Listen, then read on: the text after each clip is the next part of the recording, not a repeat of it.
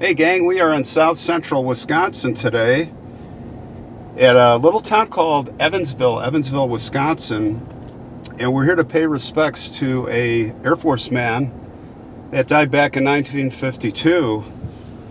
He was lost along with 51 other people on an airplane that was bound for Elmendorf Air Force Base in Alaska, found many years later. And they finally returned his remains here to Maple Hill Cemetery here in Evansville. So let's go find his grave. We'll tell the story. We're in.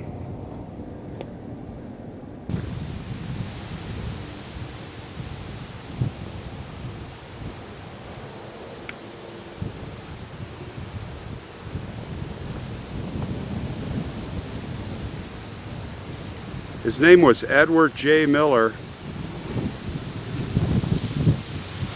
Edward was a U.S. Air Force Airman Second Class. And it was in 1952 that he and 51 others aboard a Douglas C-124 Globemaster transport plane. They had departed McChord Air Force Base in Washington State.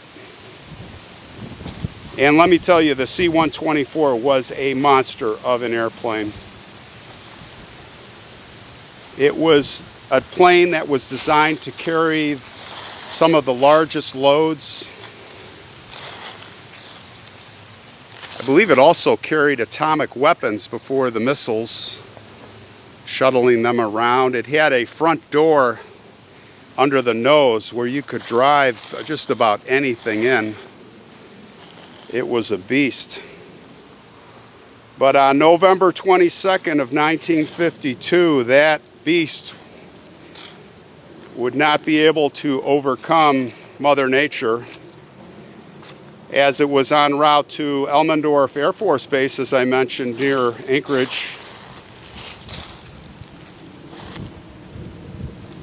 It was around 4 p.m. and there was a distress call that was received by a pilot who was flying a Northwest Orient Airlines passenger jet aircraft. Now, the reception was very garbled, but the Northwest captain was able to make out a sentence, and it was a very haunting sentence from the captain of the C-124. And it was, as long as we have to land, we might as well land here. Not a good sign when you hear that, especially when you're flying in horrible instrument conditions, snow and ice, up in the clouds. And that was what the weather was reported. And let me just say, I'll tell you a little bit about icing. As many of you know, I'm a pilot, instrument pilot, seaplane pilot for many years. And the biggest danger, well, with thunderstorms, let me tell you, when you're instrument flying, like even the commercial pilots, it's not a go ticket no matter what. You still have to make judicious decisions. And the other thing, aside from thunderstorms, that's really scary is icing. And that's ice that develops on the wings and changes the aerodynamics and the airflow. And it's very dangerous. Also, of course, ice forms on the airplane, and it adds weight and it changes the aerodynamics. So they were in that situation, and they were also flying blind. Now back then, flying on instruments, they were flying on their instruments to keep the plane level, and they were using a stopwatch, and basically they had a beacon, and other than that, they didn't know exactly where they were.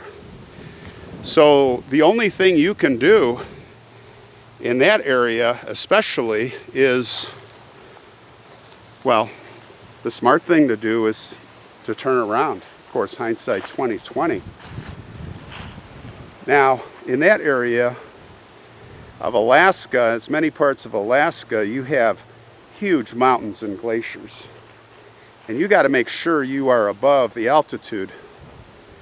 And without GPS and you don't know where you are, you've got to make sure you stay above the altitude of what is the highest mountain that you think is in the area, right?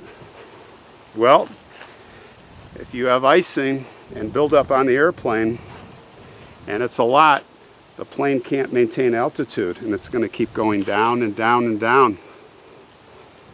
That may have been their predicament. So when that radio call was received, they knew that something bad was going on.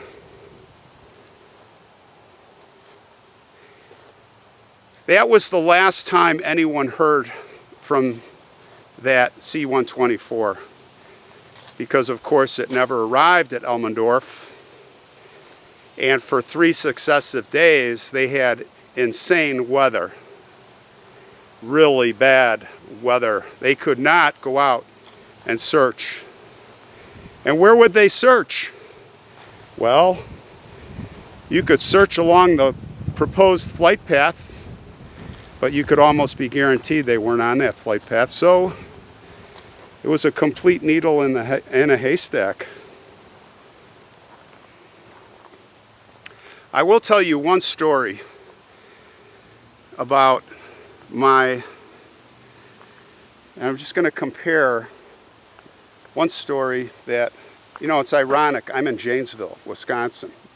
Evansville is right by Janesville. And it was here, coming from northern Wisconsin, that I ran into a line of thunderstorms. And it is here that I landed, actually in Janesville, to wait out those storms instead of trying to fly through it. Very coincidental and ironic. And that's what you do. You turn around or you land. And that's what he did. He decided to land on a glacier, but unfortunately he had hit the side of the top of the mountain that was one of the highest right there in that area, Mount Gannett. And that ultimately was what happened, only found later by searchers. There were 32 military aircraft searching the surrounding mountains, 4 Coast Guard vessels searching Prince William Sound at the time, and the wreckage was found. It was found on November 28, 1952 by 2 airborne spotters. Civil Air Patrol, I believe it was, yeah. Fairbanks. And it was on the south side of Mount Gannett. They saw the tail section sticking out of the snow. It was at about 8,100 feet. That's pretty high, and it was reported as close to the summit.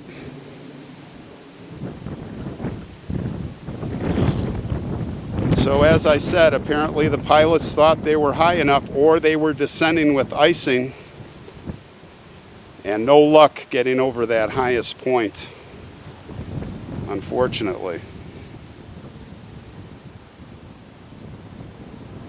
The actual crash location, actually, was a little farther north on the mountain, on an ice field, and the debris over the years was carried 12 miles down.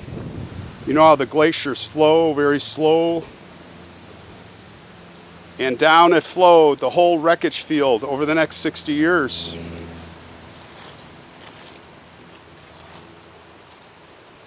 From the wreckage that they found, they said that the C-124 was flying at full speed when it hit. It was just an explosion. It was disintegrated. Just imagine. At least it was very quick. Obviously no survivors, and the recovery of the remains would be very, very difficult, as the glacier was already covered by fresh snow, 8 feet deep. And near the wreck, the debris field, there was snow piled up to hundreds of feet. The crash had triggered avalanches, and sadly that all of the families would have to wait decades to get some more answers. On June 9th of 2012, the crew of an Army Alaska National Guard helicopter was on a training mission. They noticed a large yellow survival raft on the surface of the Colony Glacier above the Inner Lake George. It was about 14 miles from the crash location that was originally identified. So they sent a team on foot. They dropped them in with helicopter, and they retrieved item by item from the debris field, which was spread even farther. And let me tell you something, in June, which is the only time you can really go in that part of Alaska, if you're going to go do something like that, you only have 1 month in the year. That's it. Otherwise, the conditions are impossible. And that's what they did for many years. And they used little trowels, hand by hand, inch by inch, and they had like Home Depot or Ace Hardware buckets, 5-gallon pails they were dropping the stuff into. I know from the Arctic, I did my expeditions for 20 years looking for Sir John Franklin's solo expeditions to the high Arctic of Nunavut, Victoria Island, King William Island, if you look on a map. And you only have there a couple of months to work in the ice pack. Some of the ice is melted in the ocean. It is severe at those latitudes, let me tell you. I know firsthand it is brutal.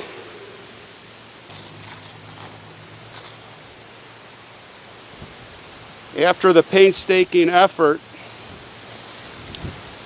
after 2 seasons more of operations, they announced that they had the remains of 17 of the victims identified, and they would be returned home for burial. And it was in 2019 that the Department of Defense had increased that number of those identified to 40, and Edward J. Miller was one of those.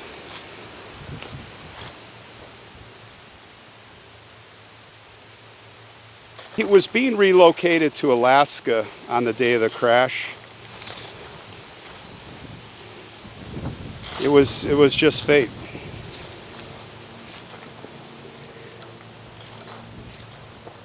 He was buried here just 2 months ago at this cemetery.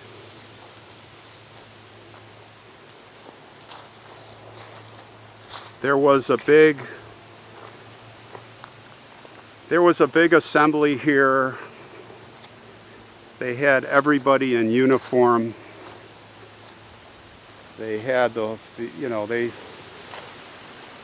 family was here, and it's not only him, but across America, like there was one recently in Minneapolis, the same thing. Bringing our boys home. It was only 2 months ago or so, as I stand here, that everybody assembled to bury him. And this is his grave right up here.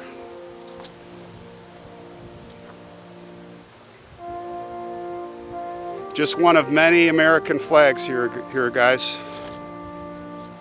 Just one of many. Edward J. Miller.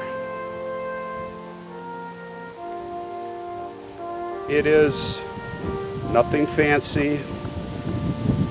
It is in that context of the context that we see for servicemen and women. And you can see the inscription here. Edward J. Miller, Airman Second Class, Security Division. 1931 to 1952. Lost in aircraft accident November 22nd, Mount Gannett, Alaska.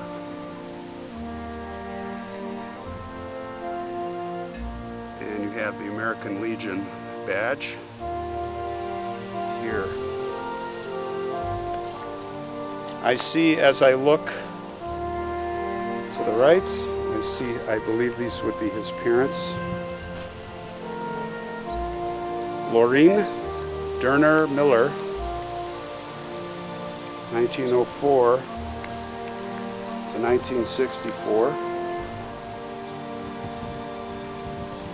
12 years after she lost her boy. You just can imagine what that did to her and her husband, Ernest, who is buried here. And the first thing I noticed, the father, Ernest P. Miller, died at 53. Well, we don't know if it's 53, we don't have the birth dates, but he was around 53. And you will note here, November 1952, it was just over a year later that Ernest died. And that cannot be, in my opinion, by mere coincidence. No.